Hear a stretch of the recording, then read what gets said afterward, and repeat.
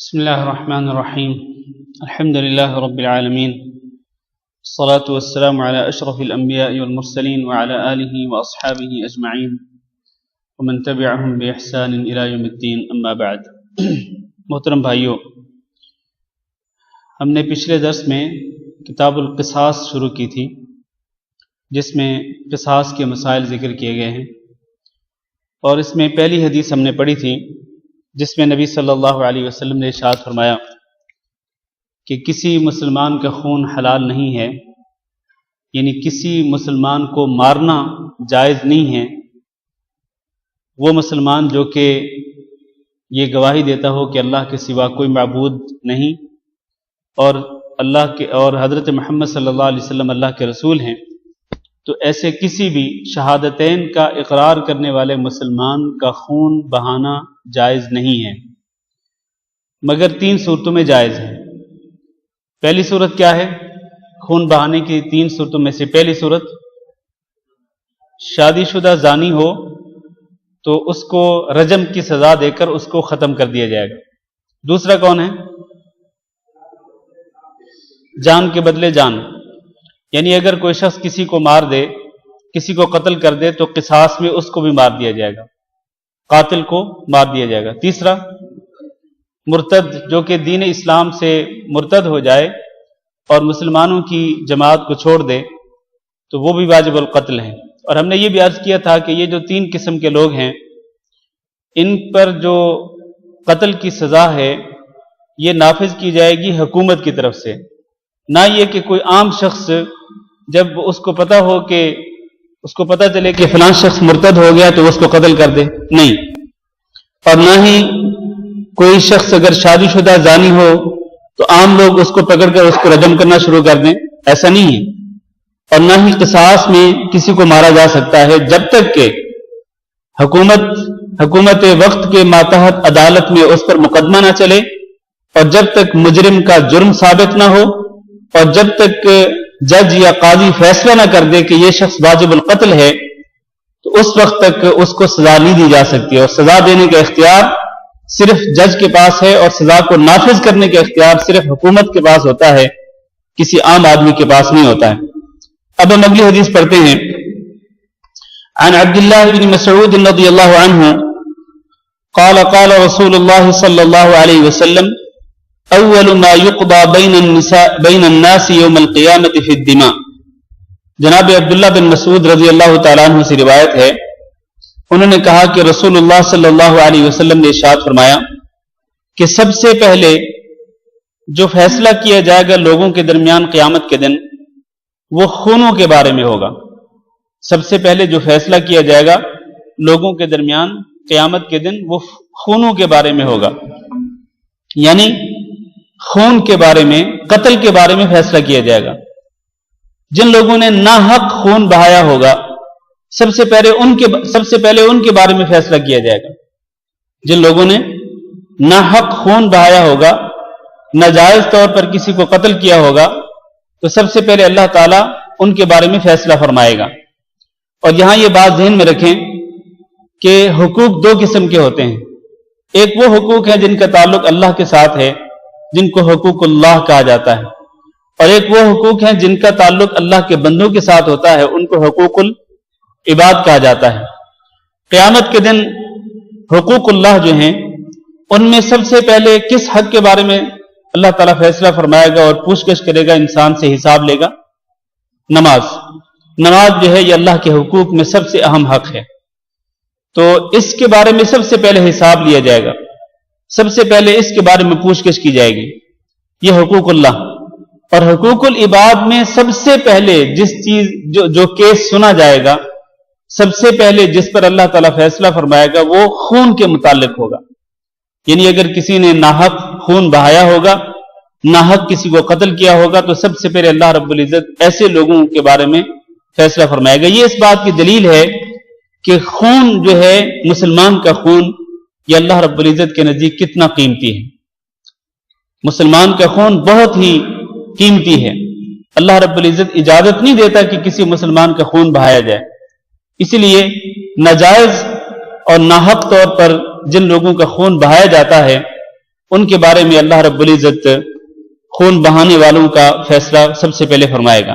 اگلی حدیث، عن سہل بن ابی حسمۃ رضی اللہ عنہ، جناب سہل بن ابی حسمہ رضی اللہ تعالیٰ عنہ ایک صحابی ہیں، وہ بیان کرتے ہیں، انطلق عبد اللہ بن سہل ومحیصة بن مسعود الى خیبر وهي یومئذ صلح۔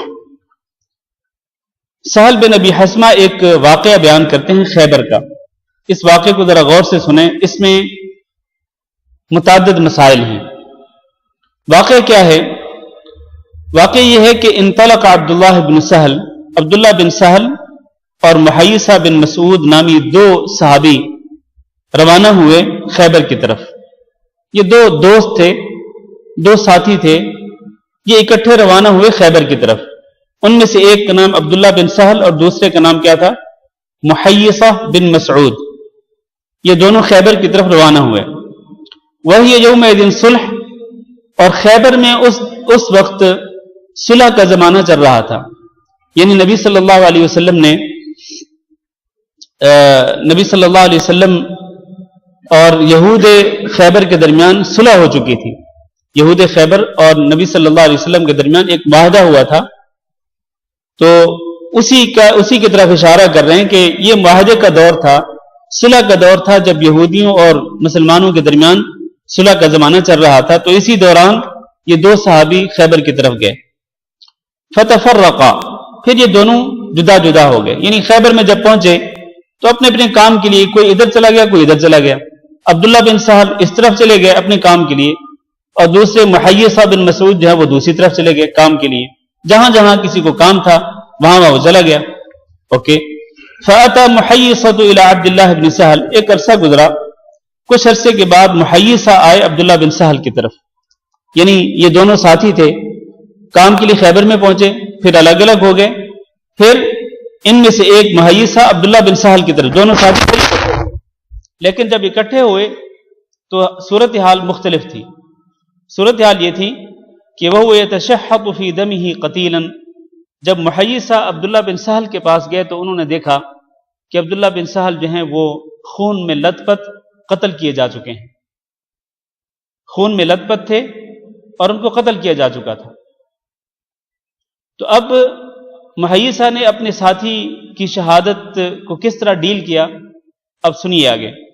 فدفنہ، کہتے ہیں انہوں نے ان کو دفن کر دیا، اپنے ساتھی کو دفن کر دیا، کیونکہ وہاں پر یہودی تھے، مسلمان نہیں تھے خیبر میں۔ تو انہوں نے جب دیکھا کہ ان کے ساتھی شہید کیے جا چکے ہیں، تو پتہ نہیں تھا کس نے شہید کیا، کیسے شہید ہوئے، تو انہوں نے وہاں پر ان کو دفن کر دیا، نماز جنازہ پڑھ کر دفن کر دیا۔ ثم قدم المدینہ، پھر مدینہ میں چلے آئے۔ فانطلق عبد الرحمن بن سہل، مدینہ میں آنے کے بعد اب عبد الرحمن بن سہل گئے۔ عبد الرحمن بن سہل کون ہیں؟ یہ عبداللہ بن سہل کے بھائی۔ عبد الرحمن بن سہل یہ کون ہے؟ یہ عبداللہ بن سہل جن کو خیبر میں شہید کر دیا گیا تھا، یہ ان کے بھائی تھے عبد الرحمن بن سہل۔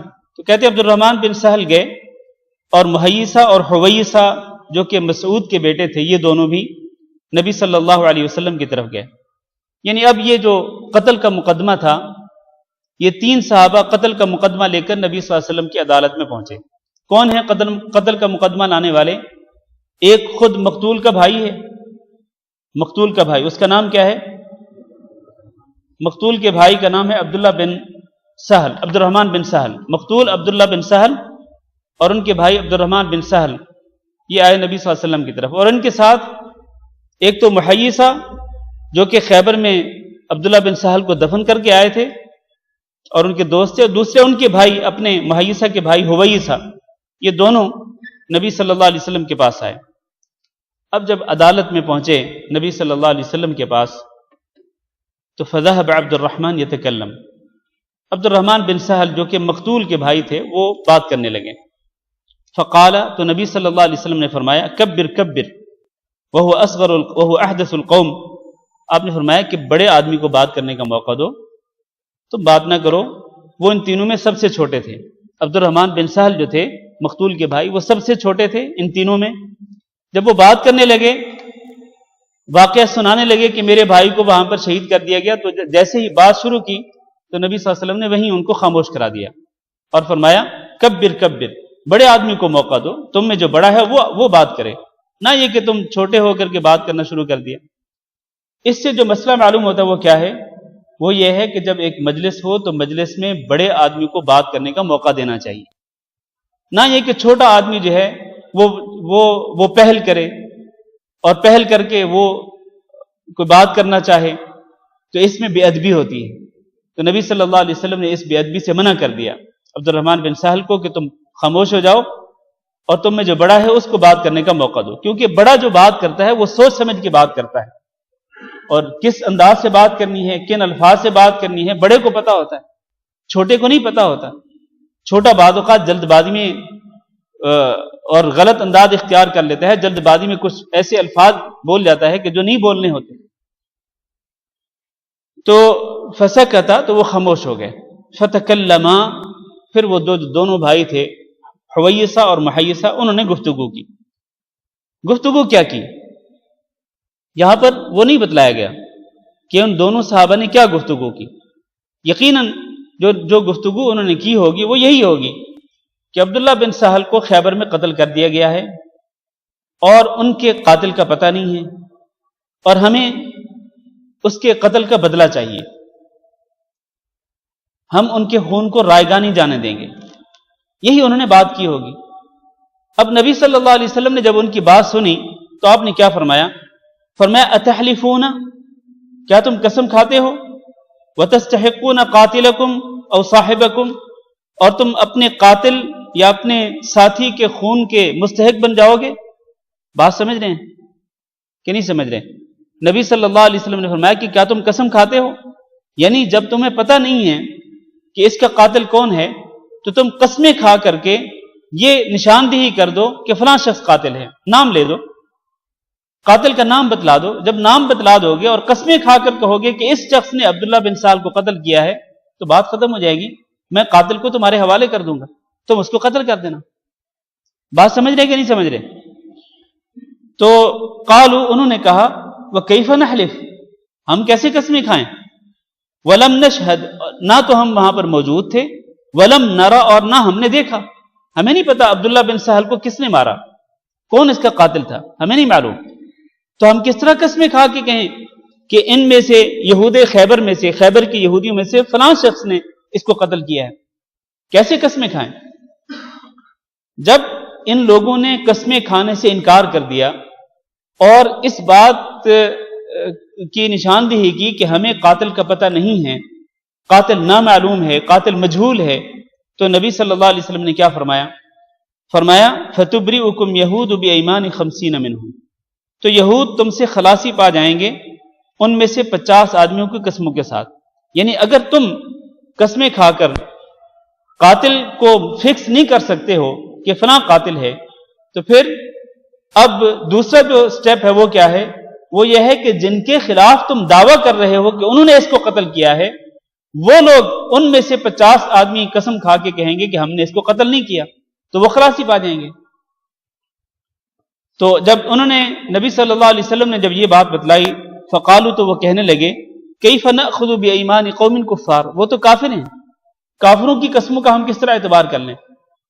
اگر وہ 50 افراد جو یہودی ہیں، کافر ہیں، اگر وہ قسمیں کھا کے کہتے ہیں کہ ہم نے اس کو قتل نہیں کیا، جبکہ ان کی سرزمین پہ یہ قتل ہوا ہے عبداللہ بن سہل، اگر وہ قسمیں کھا بھی لیں تو کافر ہیں، وہ جھوٹی قسمیں کھا جائیں گے، ان کو کیا پرواہ ہے؟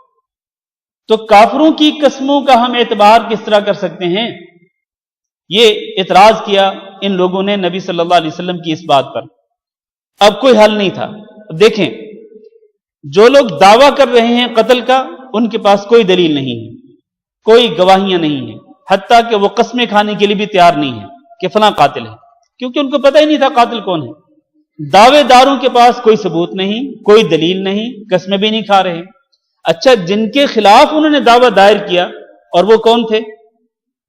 خیبر کے یہود، جن کے خلاف انہوں نے دعویٰ دائر کیا، نبی صلی اللہ علیہ وسلم نے جب یہ فرمایا کہ جن کے خلاف تم نے دعویٰ دائر کیا ہے، اگر وہ ان میں سے 50 افراد قسمیں کھا کے کہیں کہ ہم نے اس کو قتل نہیں کیا، تو تم ان کی قسموں کو مان لو گے؟ انہوں نے کہا ہم کافروں کی قسموں کو کیسے مانیں گے؟ اب حل کیا ہے؟ اب اس مسئلے کا کوئی حل نہیں تھا۔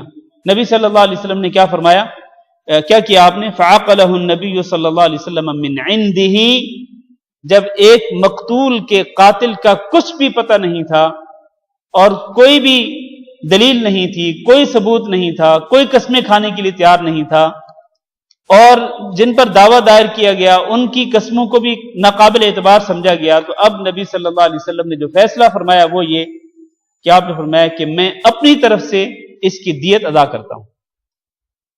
چنانچہ نبی صلی اللہ علیہ وسلم نے عبداللہ بن سہل کے قتل کی دیت اپنی طرف سے ادا کر دی۔ اس طرح مقتول کے ورثاء راضی ہو گئے۔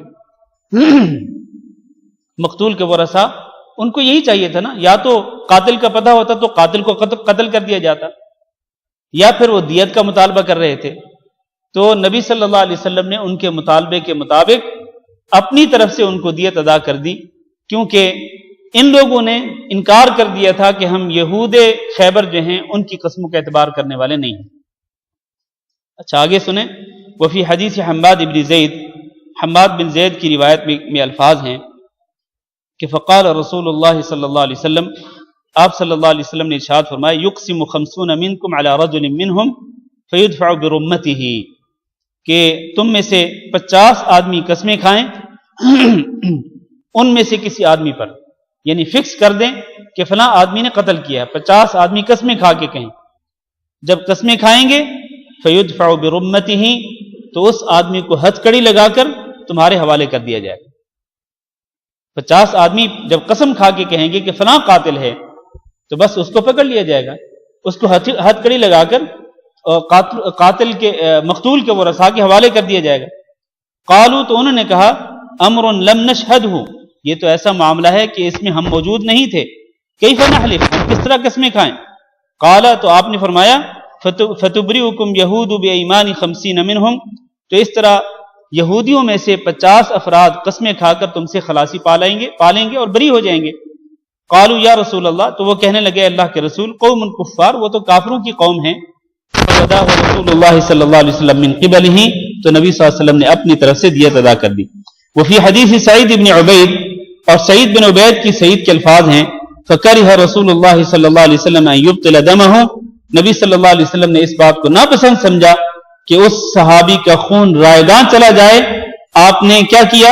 وداہ بمئۃ من ابل صدقہ، زکوٰۃ کے جو اونٹ آئے ہوئے تھے ان میں سے 100 اونٹ کی دیت ادا کر کے نبی صلی اللہ علیہ وسلم نے اس صحابی کے خون کو رائگاں جانے نہیں دیا۔ اس حدیث کا خلاصہ کیا ہے؟ یہ ایک لمبا واقعہ تھا، اس کا خلاصہ کیا ہے؟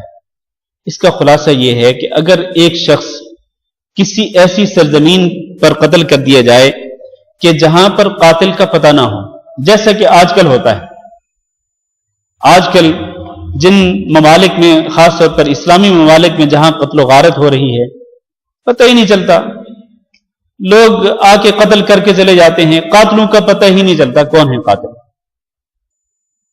باقاعدہ ٹارگیٹڈ کلنگ ہوتی ہے، نشانہ بنا کر کے ایک شخص کو قتل کیا جاتا ہے، قاتل بھاگ جاتے ہیں، پتہ ہی نہیں چلتا کون ہے قاتل۔ اگر کسی مقتول کے قاتل کا پتہ نہ ہو تو اس کا حل کیا ہے شریعت کے اندر؟ اس کا حل یہی ہے جو حدیث کے اندر بیان کیا گیا ہے۔ اس کے 2 سٹیپ ہیں۔ پہلا سٹیپ یہ ہے کہ مقتول کے ورثاء میں سے 50 افراد قسمیں کھا کر قاتل کو فکس کریں، متعین کر دیں کہ فلاں قاتل ہے۔ تو اگر 50 افراد قسمیں کھائیں گے تو ان کی قسموں کا اعتبار کر کے قاتل کو ان کے حوالے کر دیا جائے گا اور قاتل کو قصاص میں قتل کر دیا جائے گا۔ لیکن اگر وہ قسمیں کھانے کے لیے تیار نہ ہوں تو پھر دوسرا سٹیپ کیا ہے؟ وہ یہ ہے کہ جن کے خلاف دعویٰ کیا جا رہا ہو ان میں سے 50 افراد قسمیں کھا لیں گے کہ ہم نے قتل نہیں کیا، تو وہ لوگ بری ہو جائیں گے۔ جب وہ بری ہو جائیں گے تو مقتول کے ورثاء کو کس طرح بدلہ ملے گا قتل کا؟ حکومت وقت اپنی طرف سے بدلہ دے گی، اپنی طرف سے تاوان ادا کرے گی، اپنی طرف سے دیت ادا کرے گی، اور وہ دیت ہے 100 اونٹ۔ 100 اونٹوں کی جو قیمت ہے وہ قیمت مقتول کے ورثاء کے حوالے کر دی جائے گی۔ اس طرح مقتول کے ورثاء راضی ہو جائیں گے۔ یہ اس حدیث کا خلاصہ ہے. کسی کا کوئی سوال ہو اس کے متعلق کر سکتے ہیں. ہاں جی.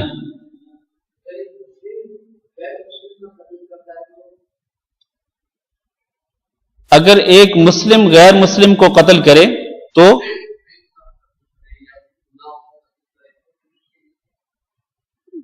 تو یعنی مسلمان کو قتل کیا جائے گا یا نہیں کیا جائے گا، یہ سوال ہے آپ کا؟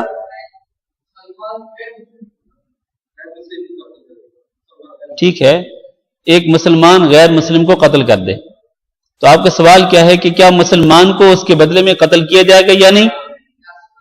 ہاں، اگر مسلمان کسی غیر مسلم کو قتل کرے، پہلی بات تو یہ ہے کہ کسی غیر مسلم کو اس طرح قتل کرنا جائز نہیں ہے. غیر مسلم، خاص طور پر وہ غیر مسلم جو کہ کسی مسلم ملک میں رہتا ہو اور وہ اس ملک کے قانون کے احترام کرتا ہو، تو حکومت وقت اس کو تحفظ دیتی ہے. حکومت وقت اس کو تحفظ دیتی ہے، اس کی جان کا تحفظ دیتی ہے، اس کے مال کا تحفظ دیتی ہے، اس کی عزت کا تحفظ دیتی ہے. تو کسی بھی ایسے کافر کی عزت پہ حملہ نہیں کیا جا سکتا، اس کے مال پہ حملہ نہیں کیا جا سکتا، اس کے خون پہ حملہ نہیں کیا جا سکتا، اس کو قتل کرنا جائز نہیں ہے. لیکن اگر کوئی شخص اس طرح کسی غیر مسلم کو قتل کر دے تو پھر کیا ہے؟ تو مسلمان کو کافر کے بدلے میں قتل نہیں کیا جائے گا. مسلمان کو کافر کے بدلے میں قتل نہیں کیا جائے گا. البتہ اگر مقتول جو کہ غیر مسلم ہے اس کے ورثاء اگر حکومت وقت سے مطالبہ کرتے ہیں تو حکومت وقت ان کو دیت ادا کر سکتی ہے، یعنی تاوان ادا کر سکتی ہے، لیکن قصاص میں اس کو قتل نہیں کیا جائے گا. مسلمان کو کافر کے بدلے میں قتل نہیں کیا جائے گا. اچھا جی، اگلی حدیث پڑھیں. عن انس بن مالک رضی اللہ عنہ ان جاریۃ وجد رأسها مربوضا بین حجرین. انس بن مالک رضی اللہ تعالیٰ عنہ روایت کرتے ہیں کہ ایک لڑکی جس کا سر دو پتھروں کے درمیان کچل دیا گیا تھا اس کو پایا گیا. یعنی ایک لڑکی ایسی ملی کہ اس کے سر کو دو پتھروں کے درمیان رکھ کر کچل دیا گیا.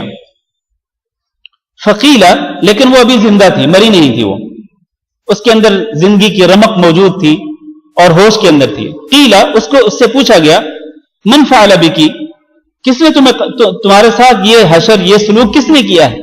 تمہارے سر کو دو پتھروں کے درمیان کس نے کچلا ہے؟ فلان فلان، کیا فلاں نے قتل کیا، فلاں نے تمہارے ساتھ یہ سلوک کیا. حتی ذکر یہودی، یہاں تک کہ ایک یہودی کا ذکر کیا گیا، یہودی کا نام بتلایا گیا کہ فلاں یہودی جو ہے اس نے تمہارے ساتھ یہ سلوک کیا ہے کہ تمہارے سر کو دو پتھروں کے درمیان رکھ کر کچل دیا ہے. فأومأت برأسها، وہ بول نہیں سکتی تھی تو اس نے اپنے سر کے اشارے کے ساتھ کہا کہ ہاں وہی یہودی ہے، وہ یہودی ہے جس نے میرے ساتھ یہ سلوک کیا ہے. فأخذ اليہودی، چنانچہ یہودی کو گرفتار کر لیا گیا. فاعترف، جب اس کو گرفتار کیا گیا تو اس نے اپنے جرم کا اعتراف کر لیا. اس سے جب پوچھا گیا کہ کیا تم نے فلاں لڑکی کے سر کو دو پتھروں کے درمیان کچلا ہے، اس نے کہا ہاں کچلا ہے، اعتراف کر لیا. فامر رسول اللہ صلی اللہ علیہ وسلم، جب مجرم نے اعتراف کر لیا اپنے جرم کا تو آپ صلی اللہ علیہ وسلم نے کیا فیصلہ فرمایا؟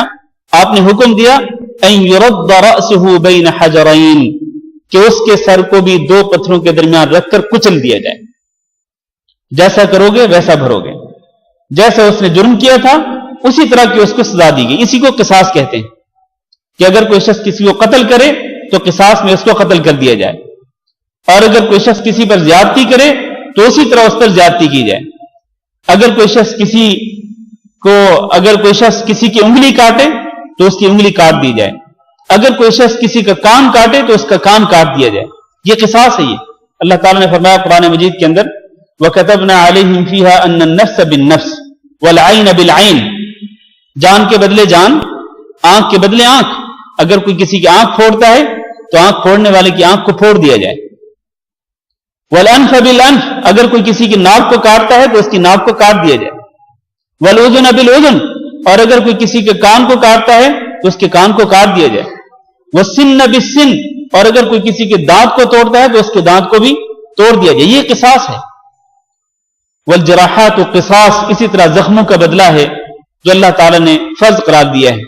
تو اس بچی کا سر چونکہ دو پتھروں کے درمیان رکھ کر کچل دیا گیا تھا، اور مجرم نے، جب مجرم کی نشاندہی بھی ہو گئی، مجرم نے اعتراف جرم بھی کر لیا، تو نبی صلی اللہ علیہ وسلم نے قصاص کے طور پر اس کے سر کو بھی دو پتھروں کے درمیان कुचलने का हुक्म दिया। वली मुस्लिम व नसाई अन अनस रजी अल्लाह तआला अन्हु की एक और रिवायत जो कि मुस्लिम और नसाई में है, उसमें यह है कि अन्ना यहूदियन कतल जारिया, कि यहूदी ने एक जारिया को, एक लड़की को कत्ल कर दिया था। अला औदाह, कुछ जेवरात के मामले में, यानी उसने कहा कि जेवरात दो, उसने कहा नहीं देती, उसने उसको मार दिया। जेवरात के मामले में उसने, यहूदी ने एक लड़की को मार दिया, कत्ल कर दिया। फ़अक़ादहु बिहा रसूलुल्लाह सल्लल्लाहु अलैहि वसल्लम, तो नबी सल्लल्लाहु अलैहि वसल्लम ने उस लड़की के बदले में उस यहूदी को कत्ल करने का हुक्म दिया। यही क़िसास है, अन्नफ्स बिन नफ्स, खून के जान के बदले में जान।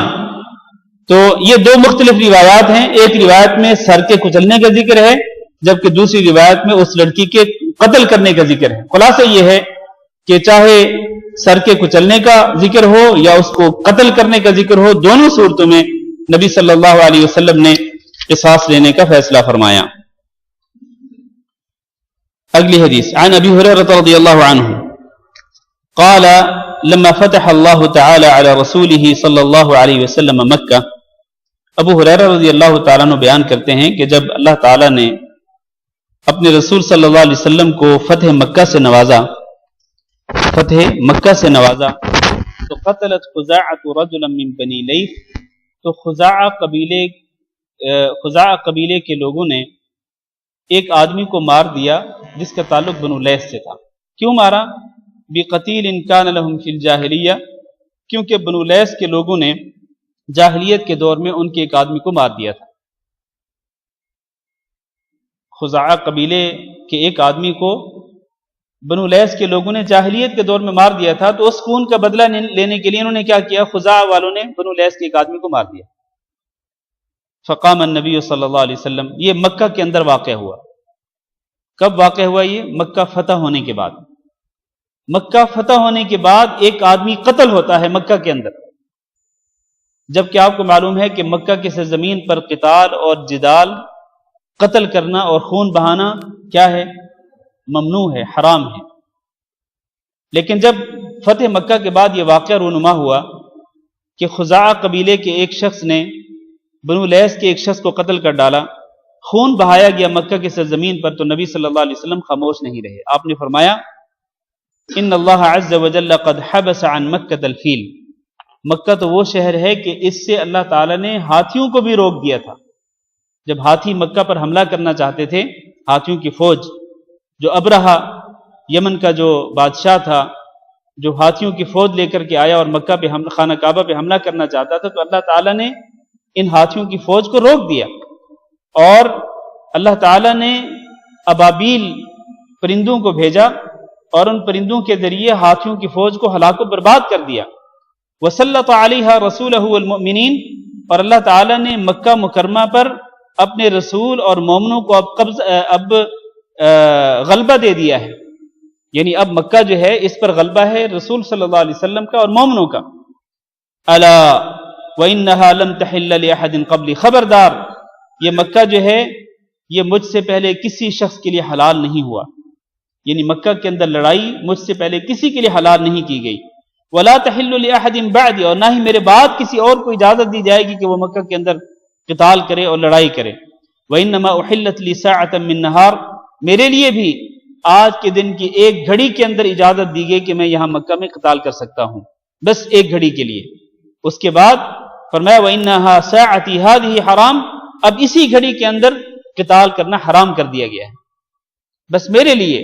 यानी नबी सल्लल्लाहु अलैहि वसल्लम को अल्लाह ताला ने इजाजत दी फतेह मक्का के मौका पर दिन की एक घड़ी में कि आप यहां लड़ाई कर सकते हैं और कातिलों को मार सकते हैं, बस उस घड़ी के अलावा बाकी किसी भी घड़ी में, ना उससे पहले ना उसके बाद, क़िताल की इजाजत ना पहले दी गई और ना बाद में दी जाएगी। चुनाचे मक्का की हुर्मत का जिक्र फरमाया नबी सल्लल्लाहु अलैहि वसल्लम ने, फरमाया ला युअबदु शजरुहा, मक्का की हुर्मत इतनी ज्यादा है कि मक्का के दरख्तों को भी नहीं काटा जा सकता है। वला युख्तला शौकुहा, और मक्का के कांटे भी नहीं तोड़े जा सकते हैं। मक्का की खारदार झाड़ियां जो हैं उनको भी नहीं काटा जा सकता। वला तुल्तक़तु साक़िततुहा, और मक्का के अंदर गिरी पड़ी चीज को उठाया नहीं जा सकता। इल्ला लिमुनशिद, हाँ उसके लिए जायज है कि जो उसका ऐलान करना चाहता हो, گری پڑی چیز کو اٹھا کر اعلان کرنا چاہتا ہو کہ لوگوں یہ چیز ملی ہے، جس کی ہو لے لے، وہ اس کو اٹھا سکتا ہے، ورنہ کسی شخص کے لیے جائز نہیں کہ وہ مکہ کے اندر گری پڑی چیز کو اٹھا سکے۔ ومن قتل له قتیل، اور جس شخص کا کوئی شخص مار دیا جائے، فهو بخیر النظرین، تو اس کو دو اختیارات ہیں، یعنی اگر کسی کا کوئی بندہ مار دیا جائے تو اس کو دو اختیار ہیں۔ کیا ہیں اختیار؟ اما ان یقتل، یا تو قاتل کو قتل کر دیا جائے گا، و اما ان یفدی، یا پھر اس سے دیت وصول کی جائے گی۔ قاتل، یا تو قاتل کو قصاص میں قتل کر دیا جائے گا، یہ حدیث جو ہے اس باب میں اسی لیے ذکر کی گئی قصاص کے متعلق۔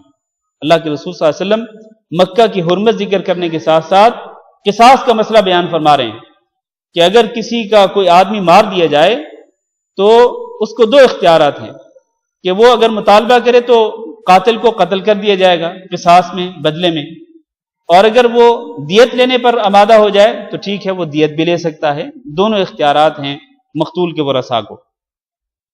جب یہ پورا خطبہ نبی صلی اللہ علیہ وسلم نے ارشاد فرمایا، جس میں آپ صلی اللہ علیہ وسلم نے مکہ کی حرمت ذکر فرمائی، مکہ کے احکامات ذکر فرمائے اور مقتول کے احکامات ذکر فرمائے، تو آپ صلی اللہ علیہ وسلم کے اس خطبہ کے بارے میں قام رجل من اہل یمن، یمن سے آئے ہوئے ایک شخص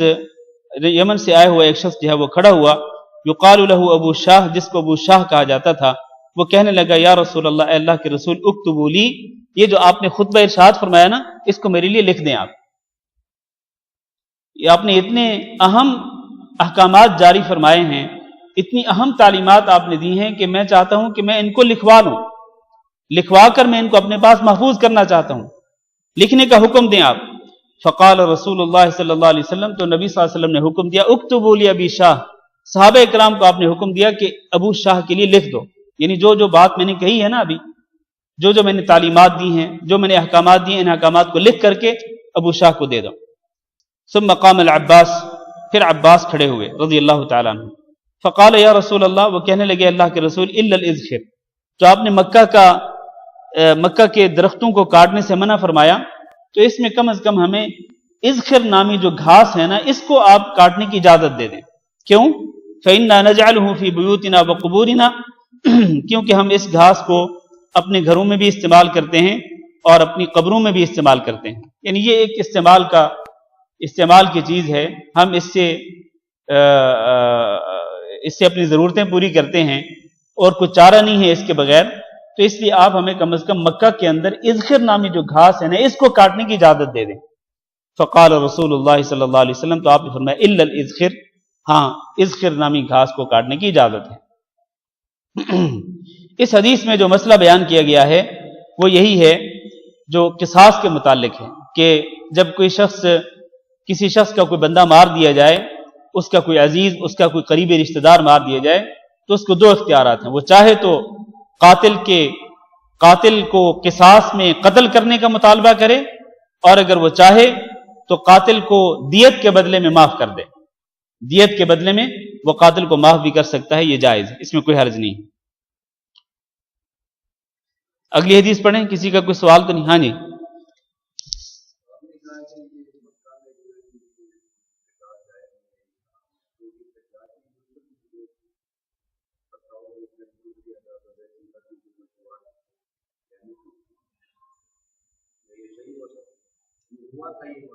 یہ واقعہ ہوا تھا، عبداللہ بن زبیر رضی اللہ تعالیٰ عنہ جو ہیں، انہوں نے حجاج بن یوسف کی بیعت کرنے سے انکار کر دیا تھا، اور بلکہ اہل مکہ نے عبداللہ بن زبیر رضی اللہ تعالیٰ عنہ کی بیعت کر لی تھی خلیفہ کے طور پر، ان کو خلیفہ مان لیا تھا عبداللہ بن زبیر، جو کہ مکہ مکرمہ میں مقیم تھے۔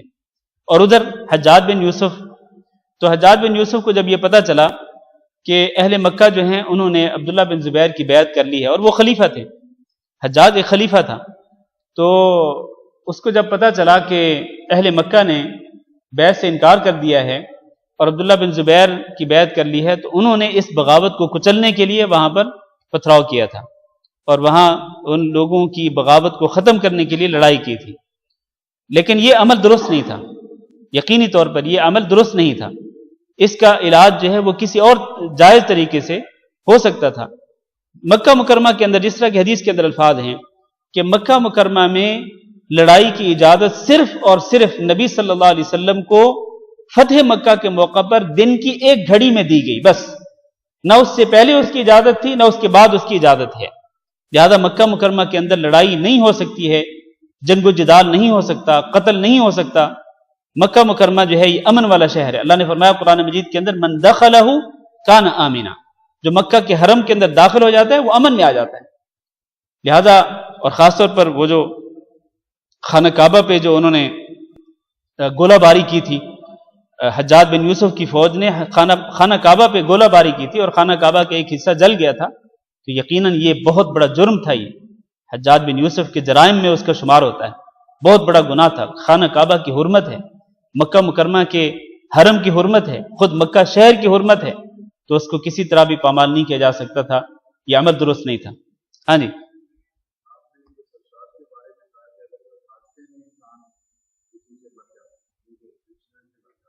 جی ایکسیڈنٹ میں، جی ہاں یہ بہت اچھا سوال کیا آپ نے. قتل کی 3 قسمیں ہوتی ہیں. قتل کی 3 قسمیں ہوتی ہیں. یہ ایک علمی فائدہ ہے، اس کو آپ نوٹ کر لیں، مطلب ذہنوں میں بٹھا لیں. قتل کی 3 قسمیں ہوتی ہیں: قتل عمد، قتل شبہ عمد اور قتل خطا. قتل عمد، قتل شبہ عمد اور قتل خطا.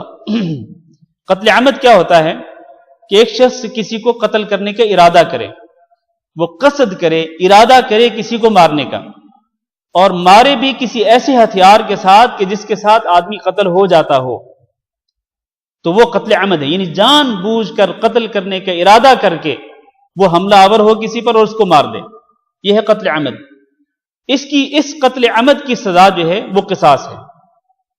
قتل عمد کی سزا قصاص ہے. البتہ اگر مقتول کے ورثاء معاف کر دیں دیت کے بدلے میں، یا ویسے ہی للہ معاف کر دیں، تو اس کا اختیار ان کو حاصل ہے. مقتول کے ورثاء معاف کر سکتے ہیں. دوسرا جو قتل ہے وہ قتل شبہ عمد. قتل شبہ عمد کیا ہے؟ وہ یہ ہے کہ ایک آدمی کسی کو مارنے کا ارادہ نہیں کرتا، قتل کرنے کا ارادہ نہیں کرتا، بلکہ وہ اس کو سزا دینا چاہتا ہے.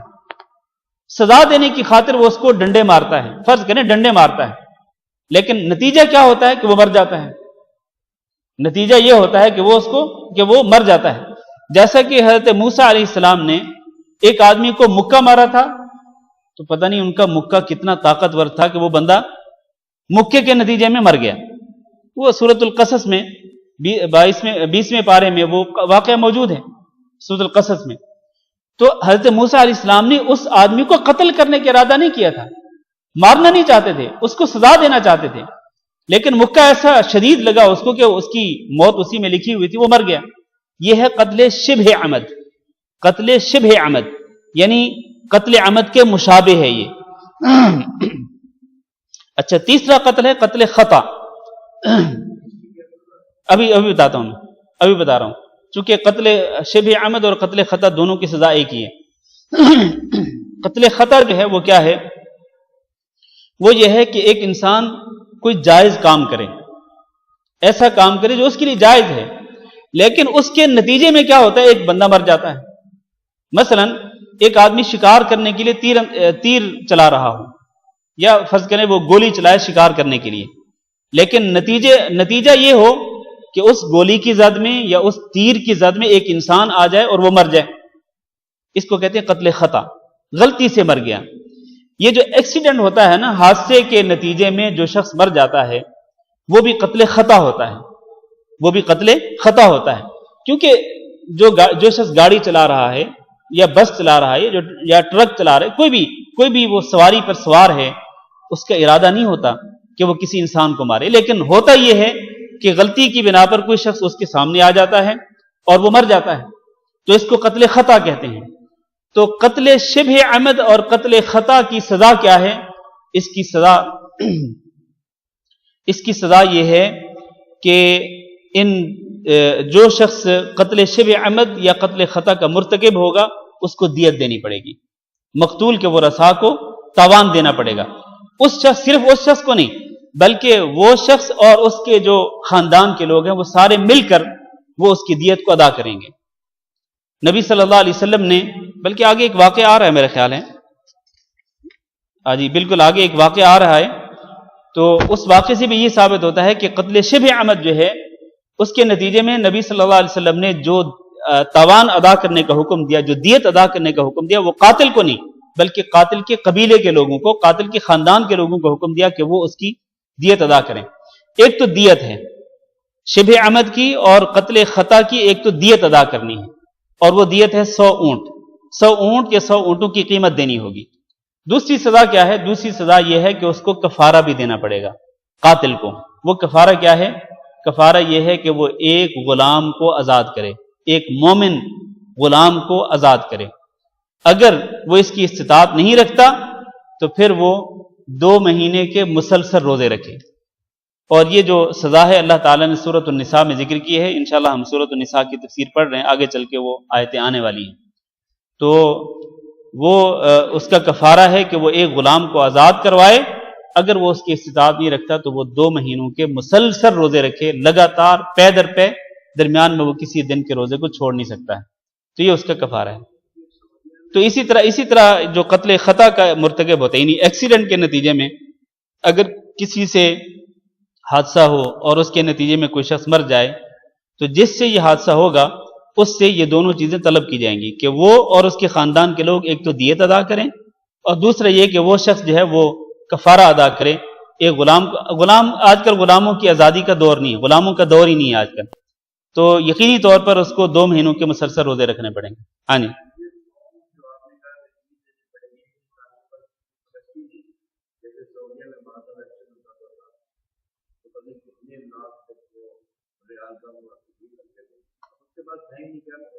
اگر کسی کی کیپیسٹی نہیں ہے اس طرح کہ وہ 100 اونٹ یا 100 اونٹوں کی قیمت ادا کرے، تو میں نے پہلے عرض کیا ہے کہ اس کے خاندان کے لوگ مل کر وہ اس دیت کو ادا کریں گے، خاندان کے لوگ مل کر۔ اچھا فرض کر لیں کہ خاندان کے لوگ کہتے ہیں جی ہمارا کیا جرم ہے، ہم کیوں اس میں حصہ ڈالیں اور اس کی دیت کو ادا کریں۔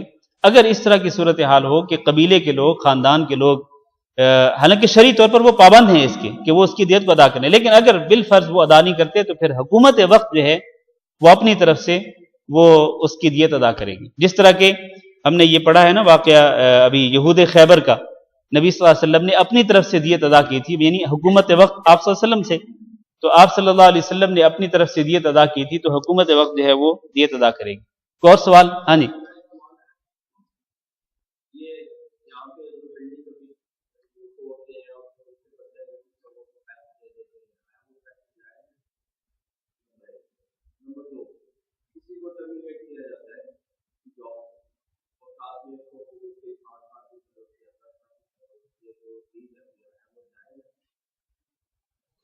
جو پہلا سوال آپ نے کیا کہ اگر بلڈنگ توڑی جاتی ہے تو اس کا معاوضہ ادا کیا جاتا ہے، تو معاوضہ وصول کرنا جائز ہے یا نہیں، یہ آپ کا سوال ہے۔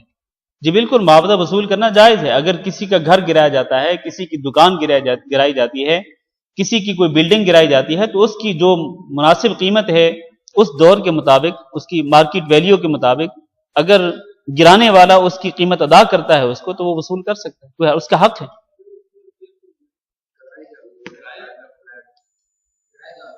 اچھا وہ کرایہ دار ہے، وہ نہیں تو وہ اس کا جو اصل مالک ہوگا اس کی قیمت تو مالک کو دی جائے گی۔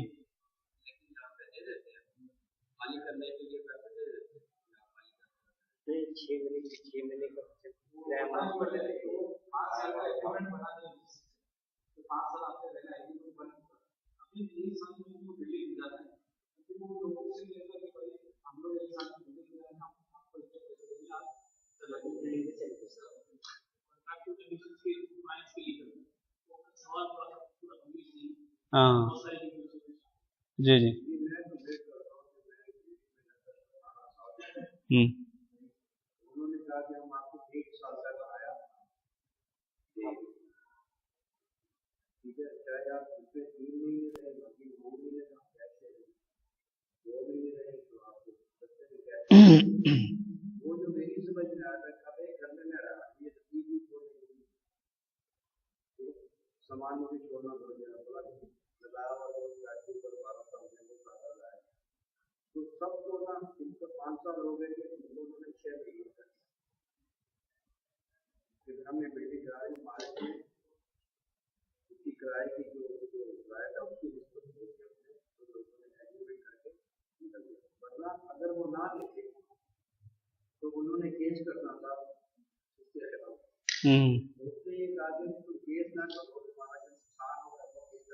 ٹھیک ہے، جی جی جی، سمجھ گیا میں.